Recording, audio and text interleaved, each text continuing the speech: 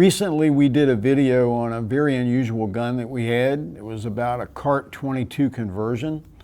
We had a lot of interest in that video, a lot of interest in the unique story behind it and the almost bizarre set of circumstances that came to be, that we came to have that gun, and that we've had the perfect buyer that was looking for it, who found us at New American Arms in Richmond, Virginia.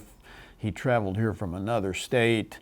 It's a great video, fascinating story. If you'd like to watch it, we'll put a link to it in the description below so you can check that one out too. And because of that video and the interest that we got from it, we decided to do another video today on a different gun. And I have the gun here with me. It's quite a story about this gun. And it actually unfolded over a period of several days or weeks. The gun came to us, and it's a German-made Walther PPk. And it came to us initially with no identification, other than we could see, obviously, that it was a Walther PPk. And so the question arose, what information about this gun might be important or significant? Is there anything special about this gun? So we have two team members here at New American Arms that have specialties with vintage firearms. Steve and Alvin both have extensive knowledge in vintage guns of all types, including military type firearms. And so we initially contacted Steve and said, hey, take a look at this, tell us what we've got. And the interesting thing about this Walther PPk is that it does have the German proof marks on it. In Germany in the 1930s and 1940s, if there were a military contract, the proof marks would indicate that the gun was for the military. Otherwise, the proof marks would be indicating that it was a commercial gun, meaning the gun was made for the commercial market, that it would be available through firearms dealers to sell them to the public, whoever wanted to buy one. And so this gun initially came to us, and it appeared to be a commercial Walther PPk. It did come in the holster, which is a nice touch. Usually over the years, the guns get separated from their holsters. This one came in what appears to be its original holster. And the gun itself is in really, really fine condition. And so we looked at it, we said, well, it's a really nice example of a wartime, that is 1930s to 1940s, a wartime production Walther PPk with commercial markings. And it was really nice that it came with its holster, and it also includes two magazines, one in the gun, and then the holster was made to carry a spare magazine in a pocket under the flap. And so both magazines came with the gun. Another interesting fact that we quickly discovered was that the magazines are actually serial numbered to the gun. That's somewhat rare. Sometimes the German production would number the magazines, but for the most part, most guns, especially commercial guns, the magazines would not be numbered. And so as we continued to study the gun, it occurred to us that this could be a contract gun for the German military because of the unique serial number sequence and the placement of the serial numbers on the gun. Steve started asking questions about it that he went about answering. He went and studied and checked archives, and we discovered a huge volume of information about this gun. And it's interesting how that information came to be. When the Allies finally invaded Germany and took control of the country, one of the things that they did was to seize all the records from the firearms manufacturers in the country.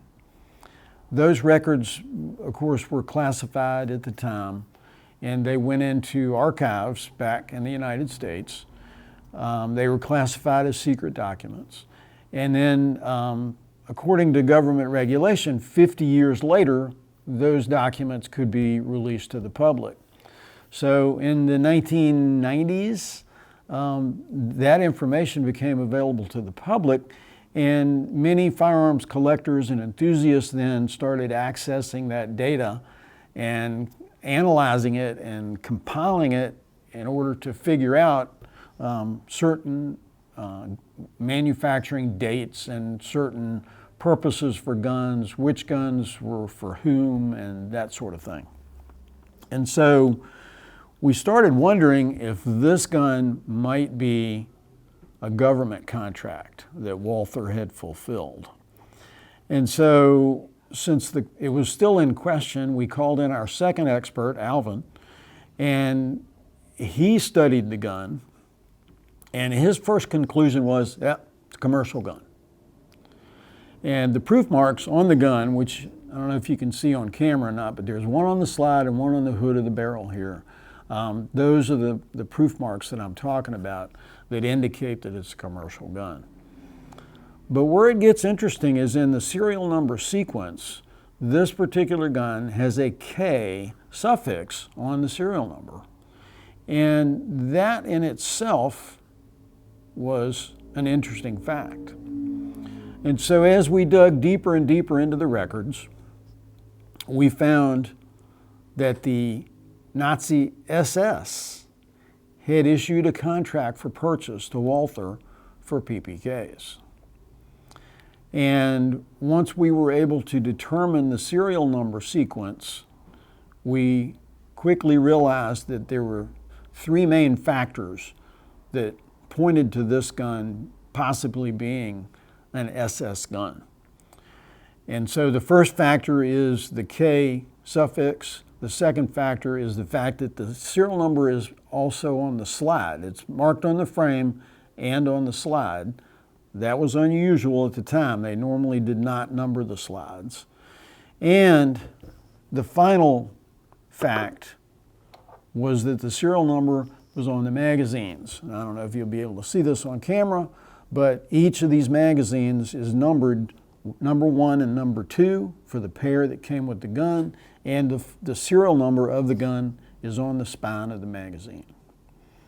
And so these facts, coupled with the historical data that's now available from the original manufacturer in Germany, conclusively prove that this indeed was ordered for the SS, the German Nazi SS troops, making it an exceptionally unusual and rare gun. It is in beautiful condition, which in itself is somewhat miraculous, because you can imagine this gun was made in the late 1930s or 40s, and how much time has passed since then.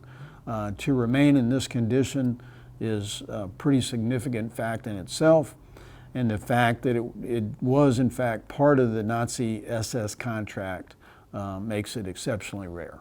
We were really tickled to have been able to acquire this gun and to bring it to light that it's actually a historical artifact, and tell people about its history. So once again, New American Arms, we work hard every week to try to find unusual and rare and unique firearms. We have some others on the table here in front of us, all similar in that they were at one time used by the German military. And of course we have lots of American guns, we have English guns from all the powers, Japanese, Australian. We get lots and lots of military surplus and antique firearms here. So if you're interested in the historical part of firearms, please come to see us, New American Arms, 6017 West Broad.